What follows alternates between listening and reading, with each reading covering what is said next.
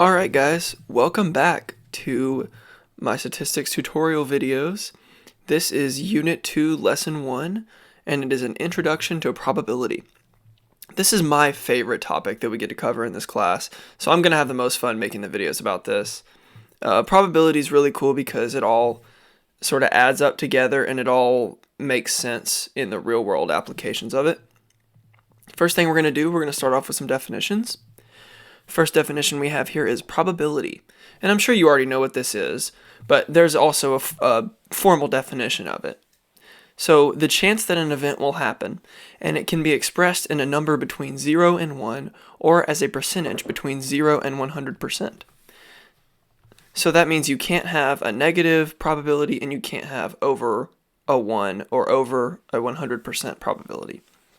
And we're usually going to work with probabilities between 0 and 1 as a number because it's easier to work with them like that than as a percent.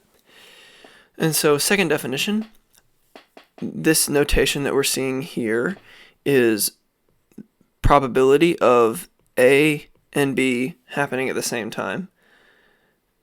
And we usually use the intersection symbol there for A and B happening at the same time, or we will just write probability of AB. And so in this diagram over here to the side, we have, I'm showing you what probability of A and B together is, and this would be the overlapping section of the Venn diagram. So that's where A and B overlap, and where they happen at the same time will give you the probability.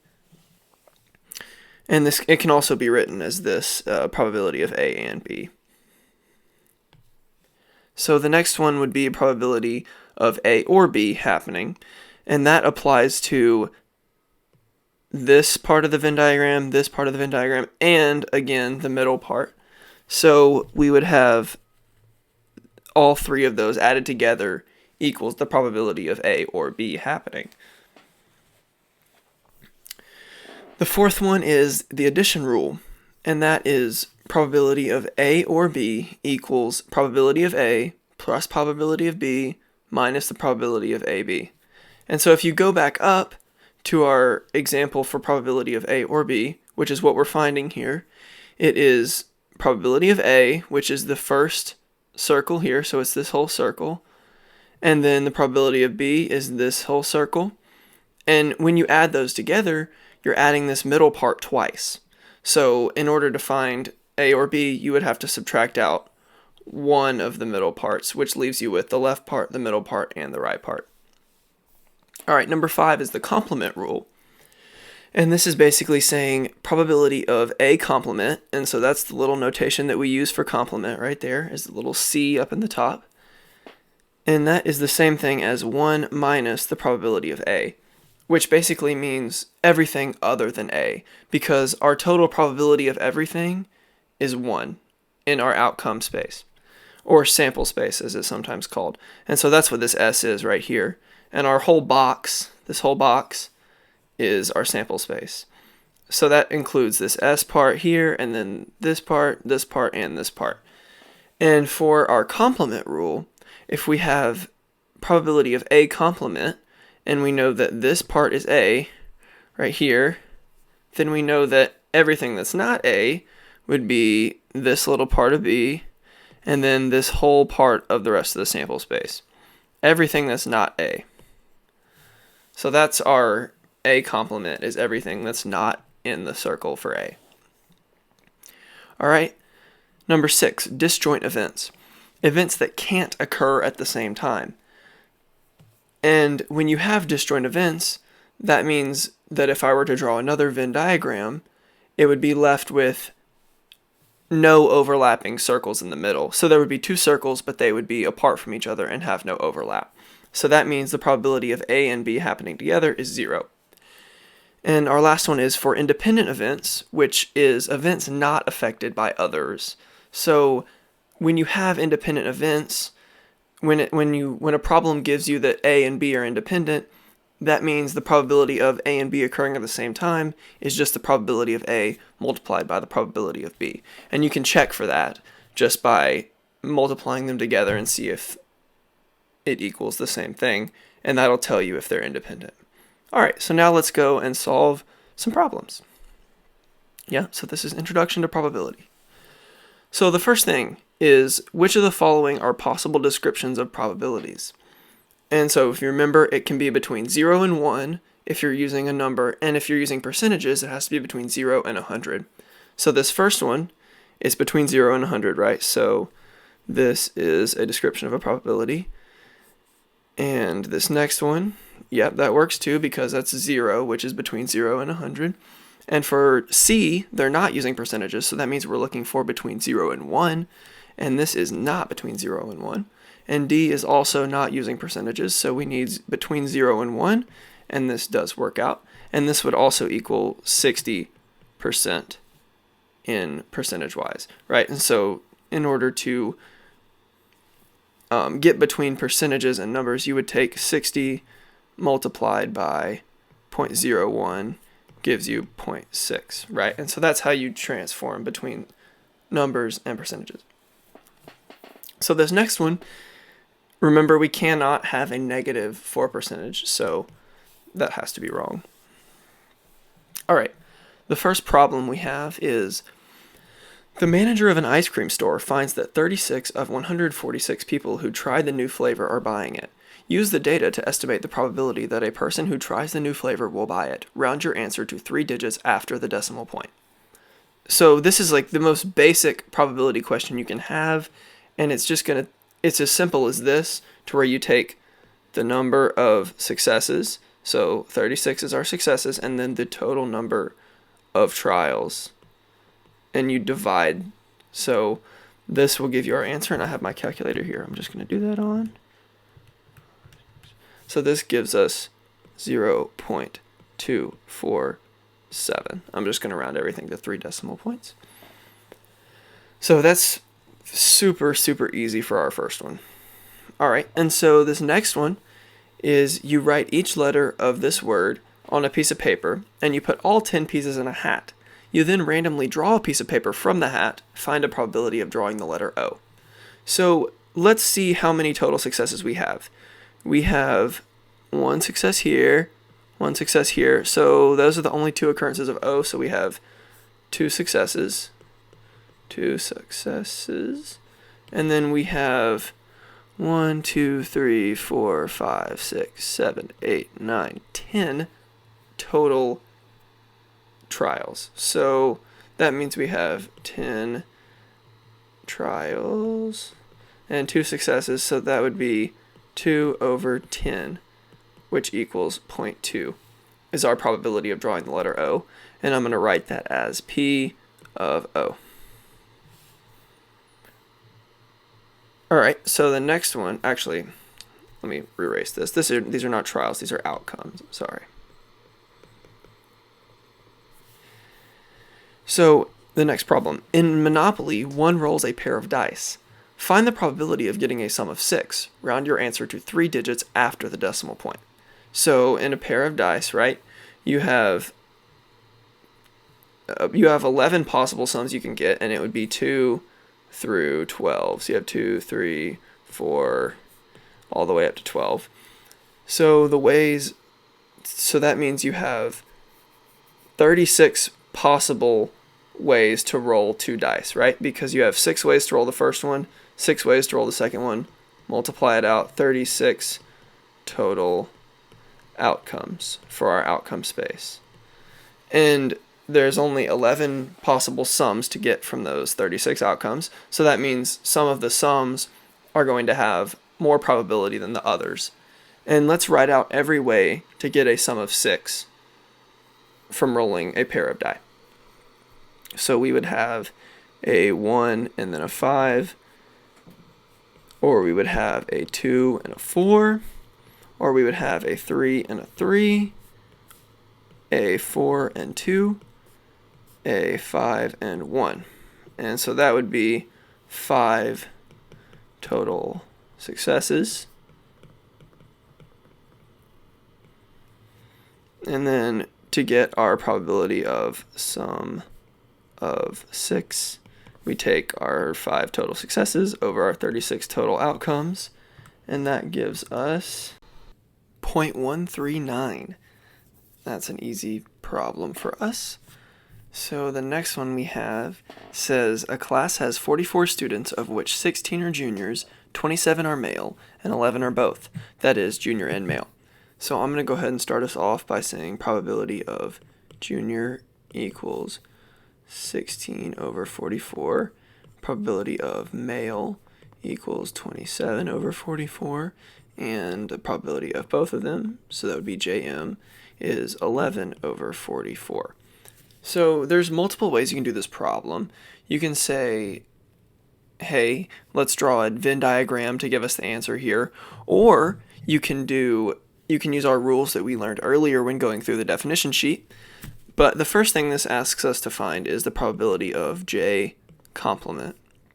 And if you remember, the complement rule is just 1 minus probability of J, and that gives us 1 minus 16 over 44, which is the same thing as 44 minus 16 over 44, which is 28 over 44. So the next thing it asks us to find is probability of J and M, which is probability of JM.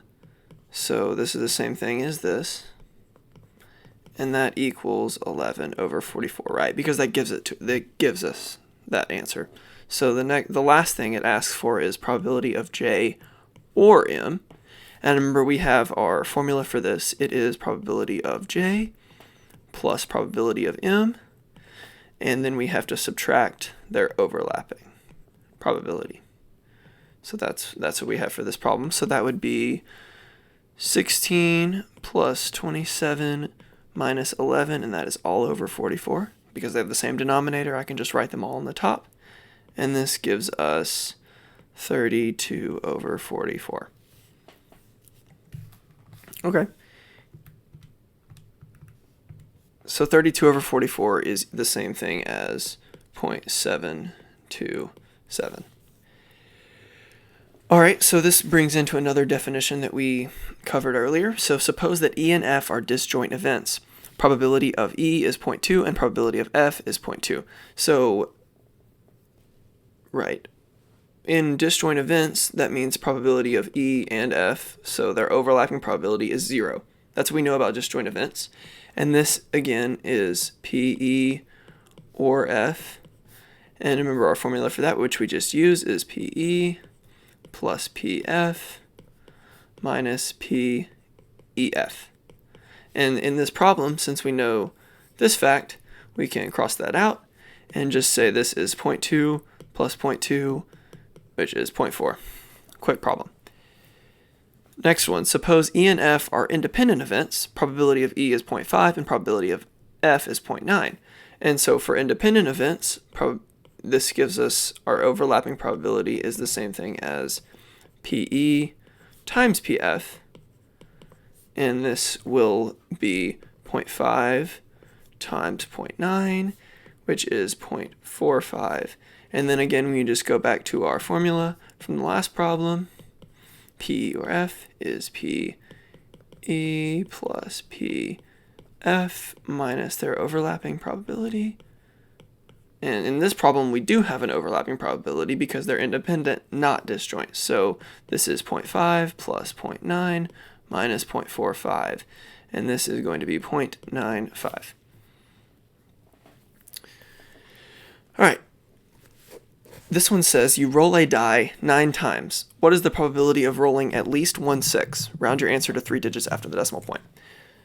So in this problem, we're going to make use of our complement rule because it's going to be easier to find the complement of this part than it is to find the probability of rolling at least 1 6, right? Because if you had to find the probability of rolling at least 1 6, you'd have to find the probability of rolling 1, 2, 3, 4, 5, 6, 7, 8, 9 sixes. But if we're going to find the complement of it, that would be rolling 0 6s, and that's going to be faster than finding all of the other ones. So I'm going to define the event Y as rolling at least 1 6. And then I'm going to define the event X as rolling 0 6s. And if you think about it, those two events should make up our entire sample space. So probability of x plus probability of y should equal 1, because our whole sample space, the probability of our whole sample space added together is always 1. So the way to find this is probability of y. We just use algebra to rearrange this equation and say probability of y equals 1 minus px. And if we want the probability of x, then we can just come down here and say the probability of x is whatever the probability would be of rolling 0 sixes. So that means you don't roll a 6 on your first time, second time, third time, fourth time, fifth time, sixth time, seventh time, eighth time, or ninth time. And so the probability on the first try of rolling not a 6 is 5 over 6, right? Because there's 6 total outcomes on a die, and there's 5 of them that are not a 6. So if we did that 9 times, all we have to do is raise that to the 9th power, and that will give us our answer. And let me see what that is. That is 0.194. 0.194. And so this is easy enough. It gives us our py here, basically saying 1 minus our answer that we found there, which is 0.194, and this is 0.806 for probability of y. And that's how we can use the complement rule to quickly solve problems that would otherwise take us a very long time to do by hand. Okay, there are 2 containers. One contains the letters for this word, and the other contains the letters for that word. You choose a container by coin toss, so that means half chance of each of them, and then randomly select a letter. Find the probability of selecting the letter O. So let's find out how many different ways there are to select the letter O. So obviously we have a 0.5 chance of the first bin of letters, and then we have a 0.5 chance of the second bin of letters, which is this one. And so let's do the first one first. So we would have 1, 2, 3, 4 O's that we can pick out of 10 total again. So that would be 4 out of 10 for O. And then this one would be, again, which we already found that, so that would be 2 out of 10 for O. So now, since we chose them by coin toss, we have a half chance to get 4 out of 10 and a half chance to get 2 out of 10. So our total probability of selecting an O would be our half chance for the first one multiplied by the chance for an O for that one, 4 out of 10, plus our half chance for the second bin times the probability of an O for that one. And if you would add those up, you would see that you would get 3 out of 10, which is 0.3. Cool problem. All right, this is our last problem for this unit. And so this one asks us, this is a bigger problem. And so there's really 2 ways to do this, but I'm going to show you my favorite way. I'm not going to do the other one because I think it takes longer. And so my favorite way is to make a chart for this, and I've already drawn out the chart for us, so I'd take less time doing that. And there's another way you can do it is by making a tree diagram, but that one is more confusing to me, and it takes me longer, so I'm only going to be showing you my favorite way. So here's how we do this. So I'm going to ignore the top half of this question first, and I'm just going to go down to the second part. And it says, suppose for a corporation decides to test its employees for drug use, and that only 0.3% of the employees actually use the drug. So what we have here is our chart, and it is for users and non-users, and then it is for positive test results, negative test results, and then I'm going to have the sum on the sides of each of them. And so we know that our total sample space, right, has to be 1. So the sum of users plus non-users has to be 1, and the sum of positive tests plus negative tests has to be 1. So we can start filling this in by what I underlined up here, which is 0.3% of the employees actually use the drug. So that means in the users, we have 0.003, right? Because we need to go from percentages to actual numbers. So we would have 0.003 use the drug. And then this is going to be 1 minus 0.003, and this is 0.997, right? Because these two have to add up to 1. So that's the first thing it tells us. And now we're going to go back up to the top, and it's going to tell us that the test will correctly identify a drug user as testing positive 95% of the time. So that means we come to this row right here for the users, and so it will correctly identify a drug user as testing positive 95% of the time. So then we're in the positive column on the users. So we would need to do 0.95, right, for 95% multiplied by the total people that use the drug. So that is going to give us whatever that does. So I think that's going to give us 0.00285 for users that are positively tested. And so that means that this negative would be 0.0303 minus 0.00285, and that is going to give us 0.00015 for the negatives. And then now we're going to come on to the next sentence, and it will say the test will correctly identify a non-user as testing negative 94% of the time. So now we're going to come to the non-user row, and then we're going to go to the negative column, and it says 94% of the time, so 0.94 times 0.997, and that gives us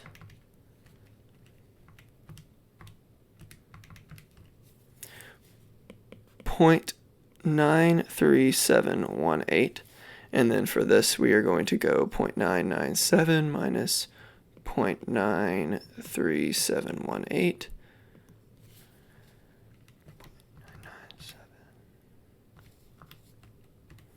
and that gives us 0.05982.